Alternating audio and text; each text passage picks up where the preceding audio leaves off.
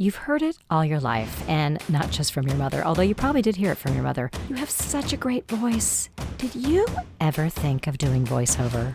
Let's demystify this fun, flexible industry here on the VoiceOver Pod with Justine Reiss, brought to you by SuchAvoice. I'm Justine, and I'll be your host for the next 30 minutes or so, where we will talk to people that have sat in your shoes and then became successful in the voiceover industry. We'll talk to people who hire voiceover talent. We'll talk about recording, sound, auditioning, casting. We're going to share some stories, we're going to share some secrets, and then, who knows, you may be my next guest. So hello, everybody, and welcome to another episode of the VoiceOver Pod, hosted by me, Justine Reiss. And today we have a very exciting guest, June Yoon. Am I pronouncing that correctly? You got it. Awesome. June is a voice actor in Los Angeles, which is also where I live, although very often we don't get to meet each other in person, but we have this amazing way of meeting virtually. June primarily operates in the character voiceover space, though he regularly works with his clients in other genres of voiceover. He has experience as an educator, 11 years of educating, equipped with a BA in theater education, as well as a California teaching credential in theater arts. And June and I were just commenting that we both have that in common, that we were theater majors and we feel like we're actually using our theater major. June thrives in both lines of work as an actor and as an educator. And it is absolutely a privilege for me to have you here on the podcast at SuchAvoice. And of course, he's also part of our staff at SuchAvoice running our pro members area. So we're going to talk a little bit about you and the pro members area, which is something that's a little hard to explain to people. So we'll have 20, 30 minutes to really get into it a little bit in more detail. So June, welcome to the podcast. Thank you for having me. Absolutely. So I always love to start out with the why, because it's always different for all of us. What brought you into the space of voiceover? And the story is a resemblance of other folks who find their way to voiceover by accident. They fall into Right. it or whatever, Yeah. in Yeah. many different ways. But the short of it is that after losing my job as a teacher at this one school, on a whim, and perhaps not on a whim, but because I've always heard the whole like, oh, you have a great voice, da da da da da. Yeah. I've decided to try voiceover, and I pitched this idea to my wife, who I love dearly, and the light of my life, my wife, and she said, "I think you should." And supported by the mutual decision of our household, I decided to push forward in Okay. 2016. Okay. And it's been quite a ride since then. Uh-huh. And for Uh-huh. that 1 year, I went back to get another job as a teacher and live that life of full-time career in this thing and part-time voice acting when I came home from the job. Um, that made it abundantly clear that I belonged in voiceover, that this was part of my happiness. And I ended up going full-time a year after that in voiceover. That's amazing.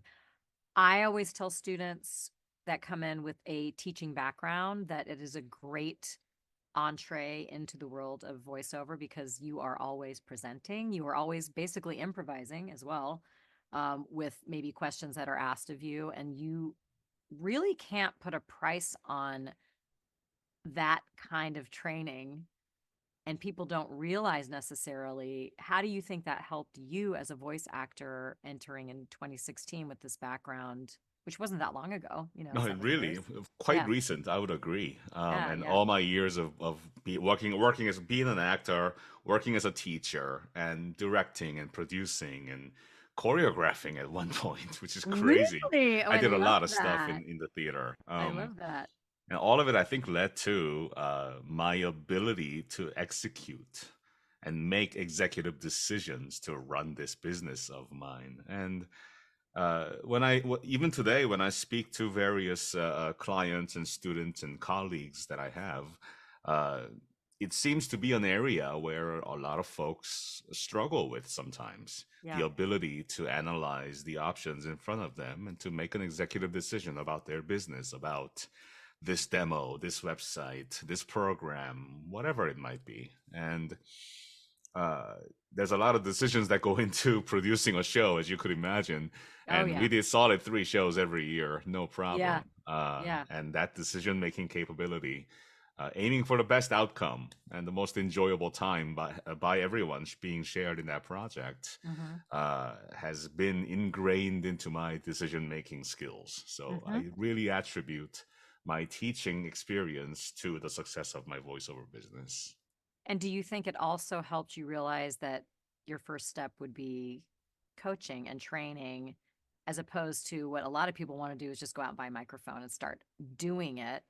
I have those conversations a lot with people new to this industry that they think they can just buy the microphone. They've been told they have a good voice, but they don't realize that, like every industry, including teaching, you're not going to necessarily get a credential because your work is going to start to speak for yourself. Although we have those conversations too. People are like, well, I get my certification, in this. And we are a world of we love to say we're certified in something. And we will offer you that, by the way. If you're out there and you want that certification and that plaque you can show off or post on your social media or frame and put on your wall, we will happily give you that. But that is not what's going to make or break you. It is your work and your demos. So, what was your first step when you said, okay, I'm going to try this? What did you Yeah, do? training was indeed a step number one. Starting off in 2016, my primary concern and focus was training I and love it. learning and absorbing all of it. And lo and behold, through the awareness of the industry, although my passions live in character voice acting, and Mhm. I've been enjoying acting since 1996 as a freshman in high school. So I knew that's where my desire lived, and in the voice acting, I knew that's where I eventually wanted to end up. But all the information and the awareness and training really pointed me to commercial and narration, all the stable aspects and the voluminous areas of voiceover. So Yeah, I we knew say I that's the 21 or the $20 billion industry. It is a little easier to get into to crack that code first. So for those of you who are desiring to be character actors, or that's you do D&D and you have that knack for character work, it's usually still a good idea to get that basic training in the commercial world. But for some of you, it's 3 demos. Do the commercial, do the narration, and then get that animation character work out there too. Because that's where you ended up eventually, right? eventually I was able to build up my business to a point where I could support myself first and Yes, foremost. Bills have to be paid. of Um, course. but one connection that I had failed to neglected to make perhaps, that I was led to believe and realized was that commercial training is actually really excellent training for Yes. characterization. Oh, I'm so glad you said that. I so agree with that because you're essentially learning to play characters, but they're just different parts of yourself, right? Correct. Correct. And being able to tap into that authenticity, being There able you to go. unapologetically present oneself as a character, certainly in different adjustments and dials and knobs, certainly, but Mhm. Mhm. at the end of the day, it's not a character that I'm playing per se, but Yeah. it's me in the story. So, And that is I had a young woman over here last night who wants to tap into acting, a friend of my son's, and she said, how can I get into this? I've done some I said, "Well, what have you done?" She said, "I did some short films and but I was just playing myself." I'm like, "That's what you want to do. If you can authentically show up as yourself, then you can span out into different characters." So talk a little bit about that. This is a really interesting point. I'm glad you brought up that this is one of the reasons the commercial world is great to get into first. Talk a little bit about that and how you've seen it play out with our students. the more and more I interact with, the certain names keep popping up in the VO Pro community, and which I love, which is great. I get to know these people in this very personal way, which is what I Yeah, wanted. yeah. And the folks who shine from week to week, from day to day, are the ones who are unapologetically themselves. with their own quirks and personalities and accents I and was going to say, energies even with and their regionalisms, perhaps, yes?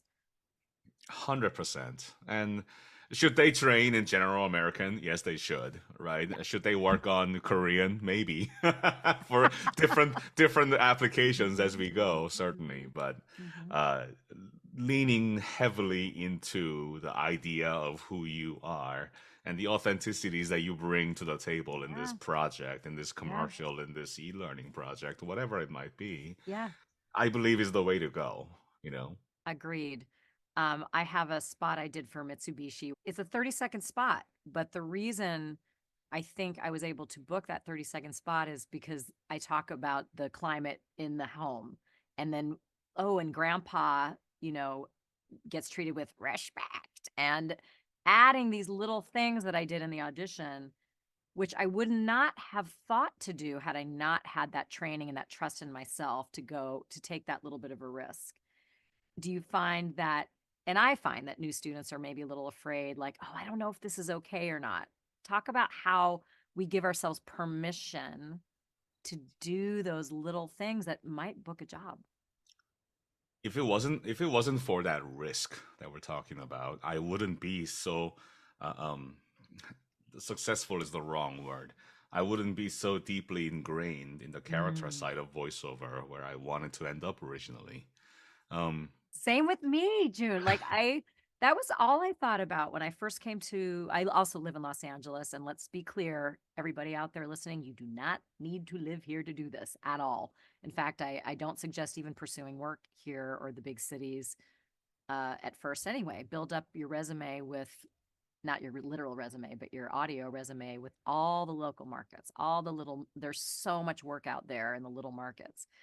And, but this idea of, uh, you know, tapping into, that's what I wanted to do too. And so I took all these animation classes, but nobody really could tell me how to do it.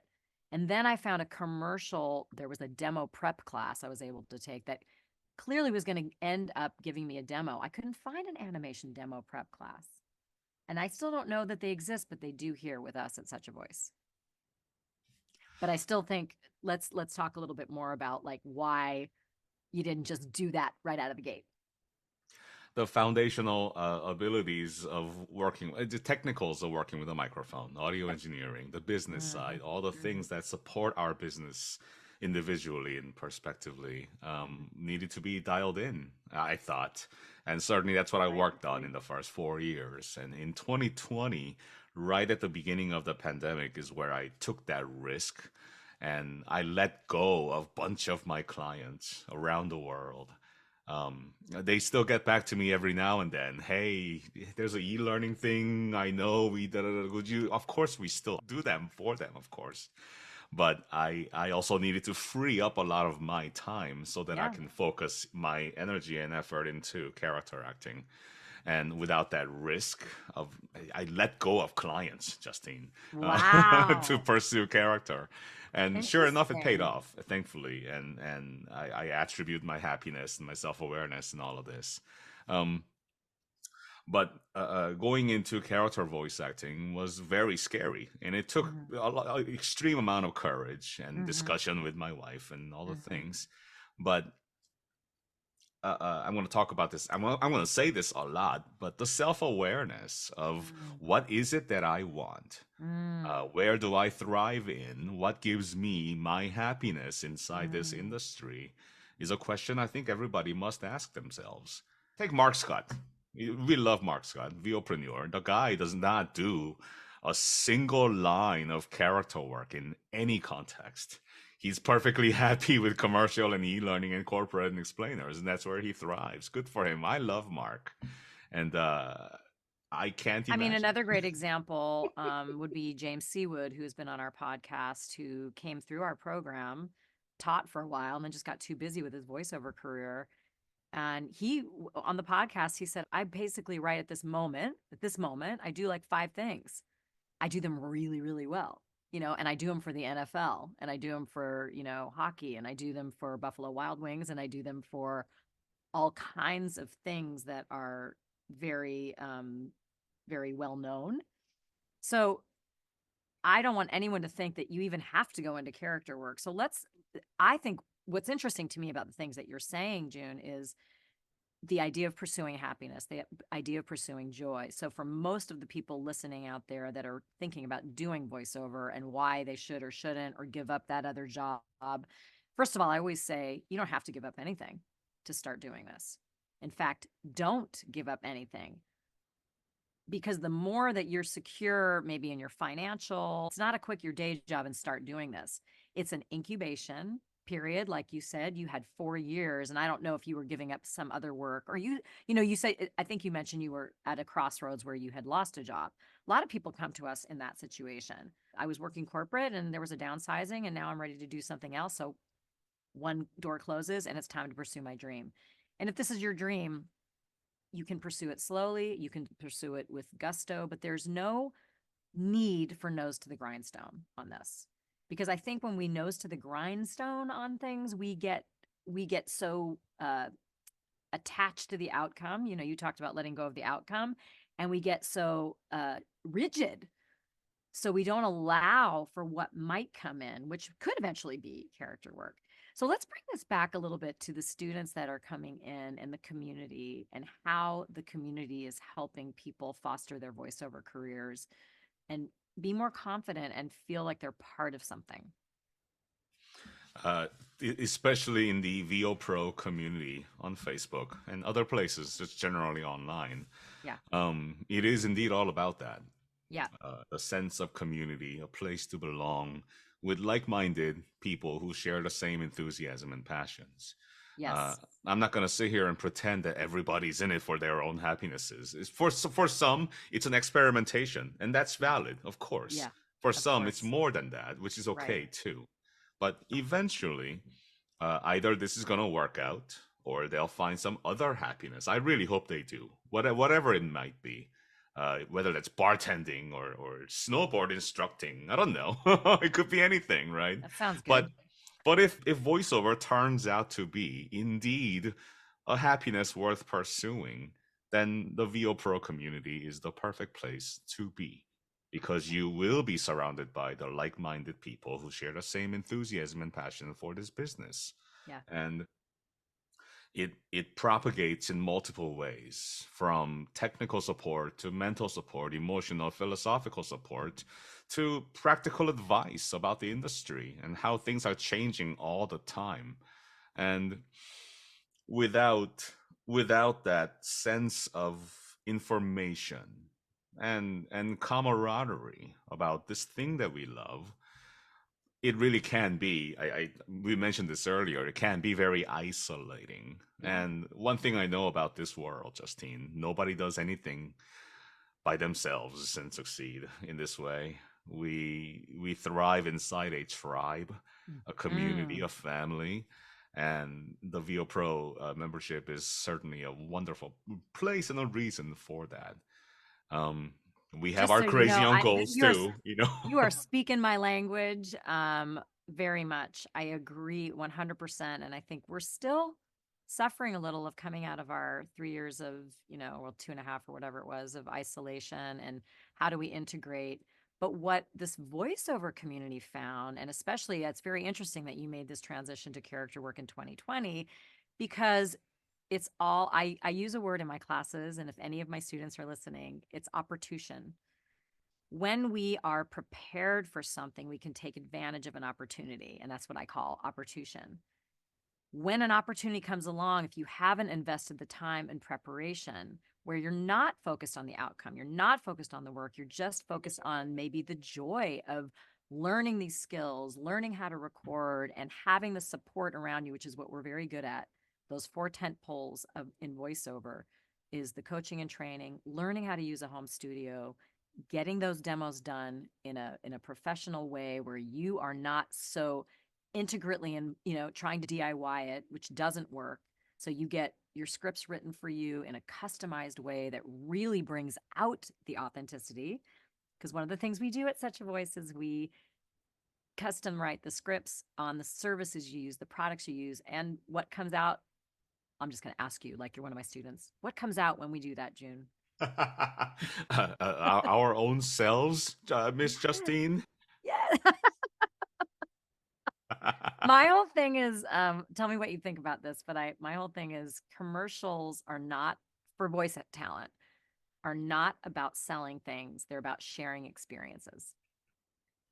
And if you're sharing an experience by pretending that you're in this thing, it's not going to work. It has to be honest Right. and authentic. And that's not to say that you're not going to get scripts you don't like and you don't relate to. The whole point of coaching and training is to be able to relate to, take if you don't like coffee and you're doing a Starbucks commercial, you can think you're doing a Tazon tea commercial and think about drinking the tea.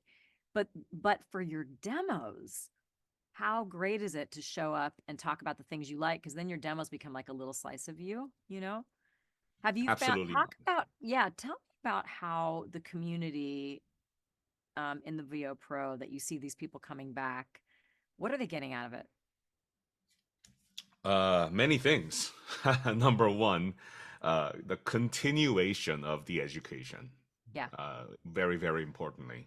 right. Through, there's a program called the Audition Check on a weekly basis.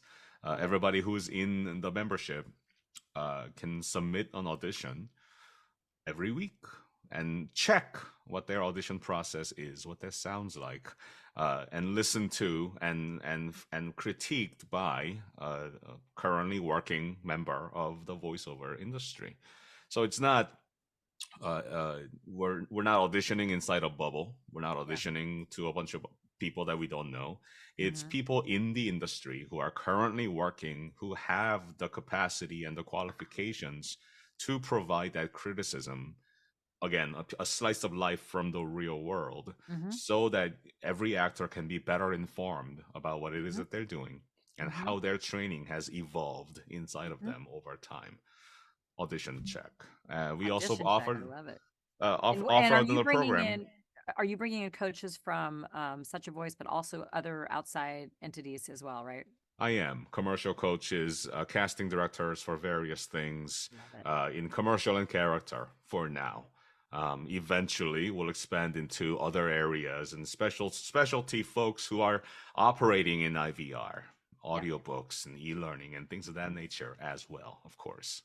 I know that I have had come in before and I would love to come in again and do that. It's really fun for us as coaches to integrate into the ongoing community. We learn from you guys just as much as hopefully you're learning from us. I think June can attest to that collaboration. That's where the collaboration comes in, which if you try to do this on your own, it's such a different process because you will, and that's why a lot of people say, oh, it's too hard to get into voiceover because they're trying to force their way into it all alone without the coaching, without the training, without a community.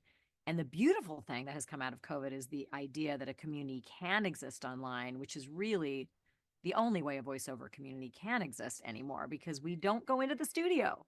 I mean, I used to love that feeling of going into the studio and having the engineer there, or maybe even the clients on the other side of the glass. It was a nerve wracking, exciting moment to book a national commercial and have the clients there. I don't think we're going to see that happen at all anymore. What clients are going to want to fly in from New York to LA? What's the point? There's like no reason for that. Think of the money they're saving by our I home would agree. studio. Yeah. Definitely in the commercial realm, everything is Yes. pretty much remote now, Yeah. 100%. Yeah. I still am aware of a few talents and clients who prefer to bring people in, Yeah. but it's them, of course. And he's right as far as animation, but this is an important shift in the conversation that I would love for you to hear from you because I used to say, it's very studio bound animation, and it still is somewhat, but that has really changed, hasn't it? It has. Thankfully, the awareness of remote voice actors around the world Yeah. has become a solidified element in all productions that occur every single day around the Right. world. Um, there will always be exceptions. Yes. Los Angeles, for example, is one Yes. of those exceptions where in studio will be preferred. Of Mm-hmm. course, Mm-hmm. it will be preferred. It's the heart of the entertainment industry.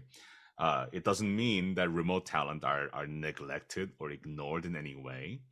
But they will, and again, the real world coming in, the clients would prefer the talent in studio. However, when as they become aware, and they have through this pandemic, they have become aware that there are amazing talent around the country. The real question is, will that talent, will that actor be have enough training and the ability and Mm. the skills and the home studio for them to make that exception and bring you in to this session from your home studio? One case in fact that I like to utilize every time we have this conversation Yes. is a friend of mine and a colleague named Sarah Sakura. Uh-huh. Sarah is a voice actor, director, casting director in Michigan, of all places, Mm-hmm. and she suffers from a disability that keeps her in the house. She's not Mm-hmm. able to leave the house, so she has no choice but to do remote. But her abilities in characterization, in commercials as well, in fact, and her audio, crisp, clean, and absolutely broadcast quality, are all superb, superb. Mm. And productions, video games, animation around the country make an exception for Sarah because she is capable, even though she's in Michigan, is not Mm. able to go into a studio. Is it common? It is not. It is not. Only However, those. yes, this is an area where, our industry is so amazing in this way that we don't see color, we don't see ethnicity necessarily, right?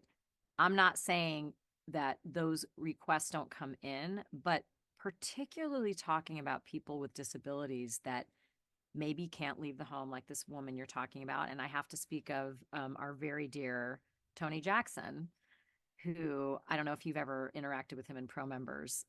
He got a little busy recently, but he literally rolled into a class in his wheelchair and he doesn't use his hands. And he has killed it in voiceover. And he got his start with us and he's on one of our testimonial reels, but you wouldn't even know, like, it doesn't even need to come up. None of that needs to come up, even when you see him. Um, and it's just an amazing thing. And I always talk to the ladies out there because we get an age range. We get an age range in voiceover. What other industry gives you an age range? I mean, you kind of get it in acting, but it's way more pinpointed, right? Our voices, and that's not to say our voices don't mature and they don't age because they do. But how is that? How does that piece help people have longevity in this? Do you think? Again, relying into their authenticity. Yeah. As much as I would love to play those young protagonists in various things, No, I cannot. I know. And they won't. Can I audition for it? I can, and I Yeah. have. Yeah. Will they choose me over some other brilliant actor who sounds like they're in their 20s? I'm Yeah. not gonna get chosen. Yeah. Right. Uh, And we have to be realistic about that too.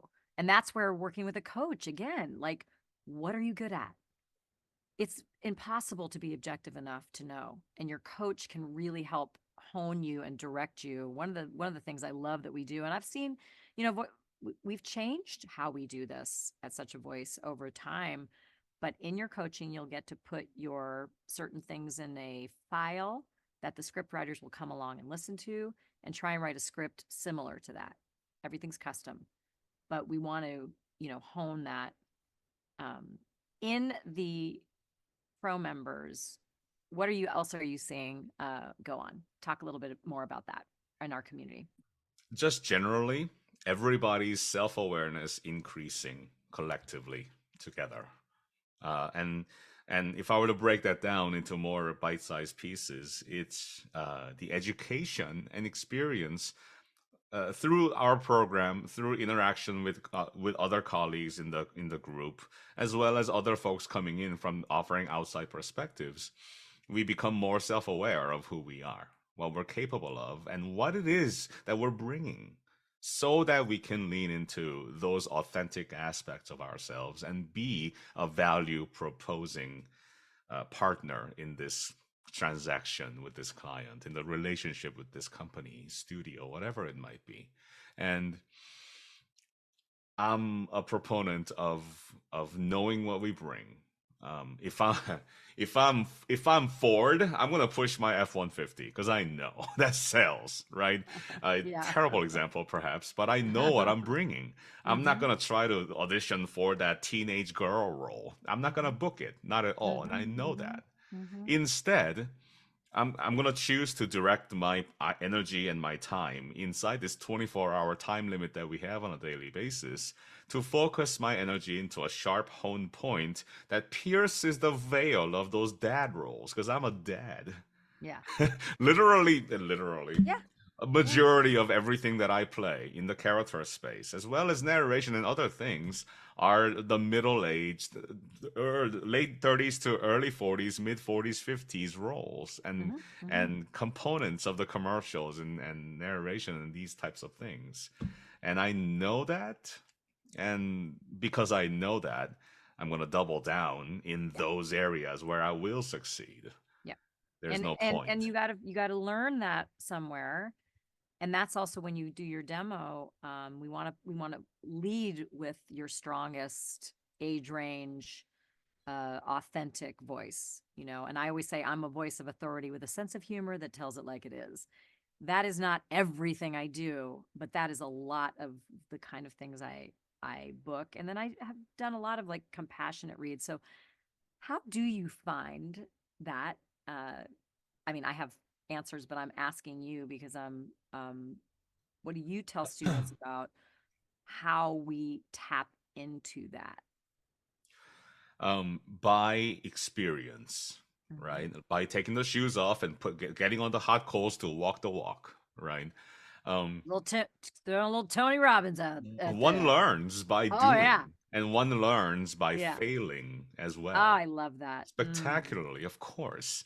As long as the failure doesn't impact the journey negatively. And Mhm, that's why mhm. the mentors and coaches are here to talk you into focusing that energy.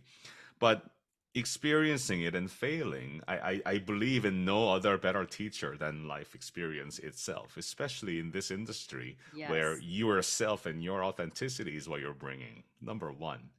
And two, by experiencing other colleagues, Mhm. um, a lot of things become very clear once you're inside a audition check session for this thing that calls for something mid 30s person, blah blah blah blah, and our beloved, our young friend Tomas Villamazar, hi Tomas, Hi, comes in Thomas. here with his like early 20s voice and tries to do this thing. It becomes painfully, in the most loving way, painfully clear Yeah. that the self-awareness piece really comes into practice and Mhm, how mhm. crucially important it is to know who you are. Yeah, nothing's going to build your confidence more than knowing your voice and the power of it.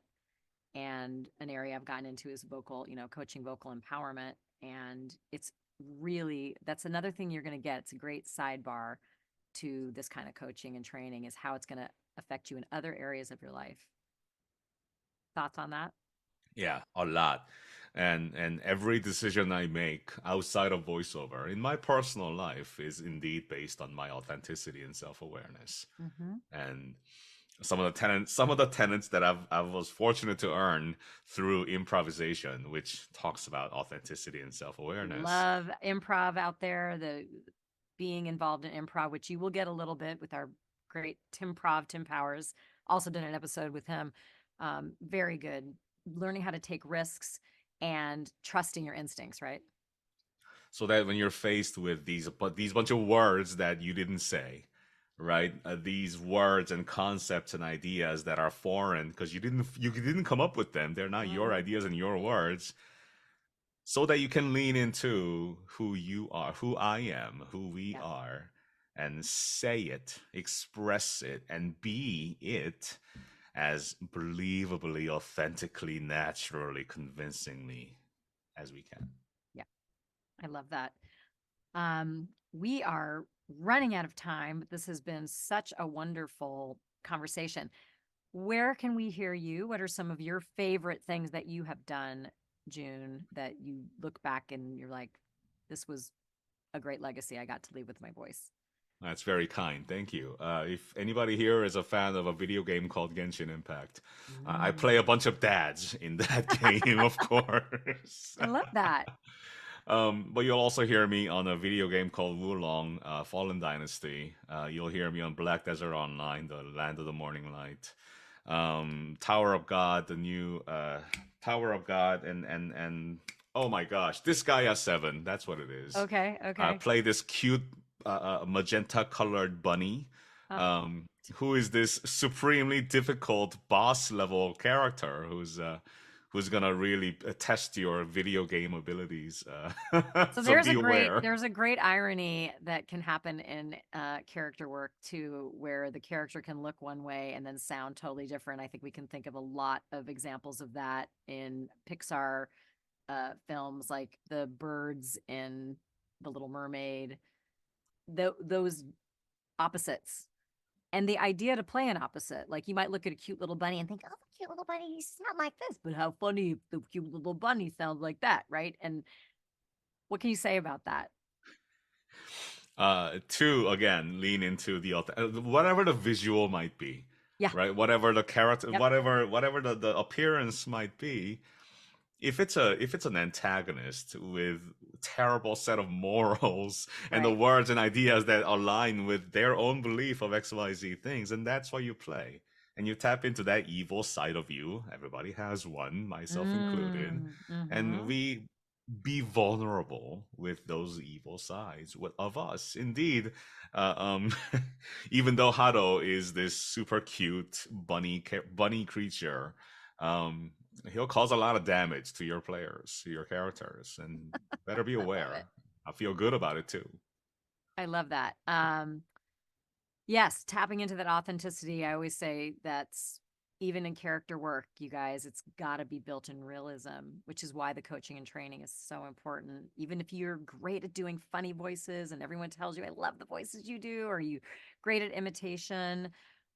Another great thing that I think is worthy of discussion, even though I just said we need to stop talking, but is the idea when we hear be Morgan Freeman, be like Julie Bowen, be like whoever, James Earl Jones. I have a thought on what that actually means, and I'm sure you agree with me, but you just talk a little bit about when it's a prototype like that, that they don't want you to sound like it. What do they really want? Uh, Broken record of authenticity. Yeah, Yes, they they want don't you to want an tap into imitation. that. If they want Mm-hmm. to hire Morgan Freeman, they'll hire Morgan Freeman. If they want a voice of the Morgan Freeman, they'll hire a voice match. Perfectly fine. Right. But the richness of Morgan Freeman, the wisdom behind his teeth is what they're looking for, the Yeah, feel, wisdom. There's a great word. and it's not no client ever, except for in specific instances of voice matching, Yes, no one is looking for an imitation. that's right. No Right. one. So What voice can you do? matching is something that happens, and we will always know if it's a voice match. It will clearly say, and that's a very different thing. But much more often, you're going to see these celebrity names throughout, which is another reason to stay up to date, listen to a lot of audio, listen to a lot of documentaries, and Morgan Freeman has does a lot of that kind of thing. Listen to podcasts, listen to audiobooks, listen to what you're getting from these voices, and just ask yourself, what's the words that are coming to mind? I love the word that you used, wisdom. Is it friendly? Is it trustworthy? Is it authority? Because those are the words that clients use when they're looking for voices.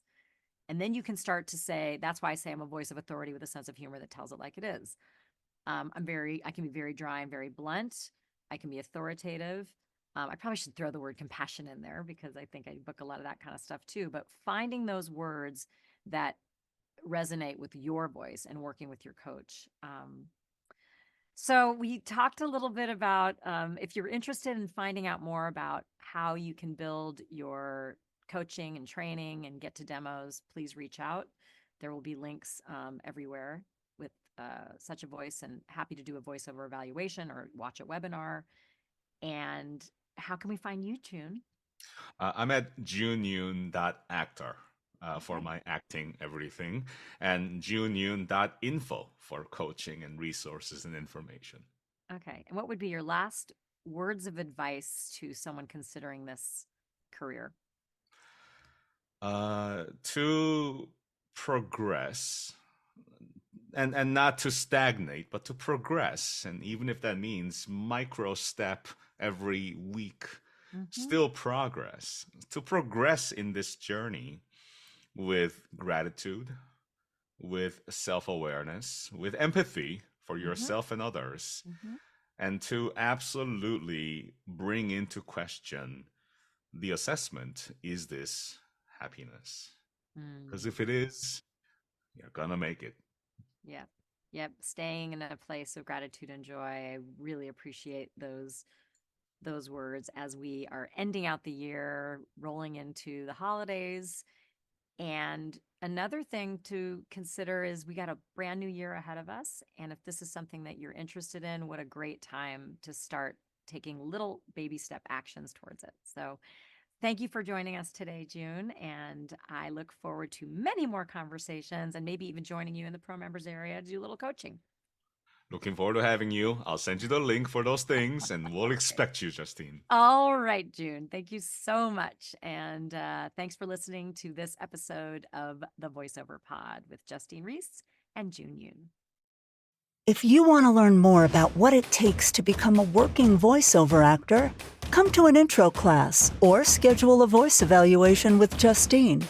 You can contact her at justinereiss@suchavoice.com. That's JUSTINEREISS @suchavoice.com. Or check out our website at suchavoice.com. If you like the podcast, subscribe to this channel or leave a review. Thanks so much for listening, and we'll see you next time.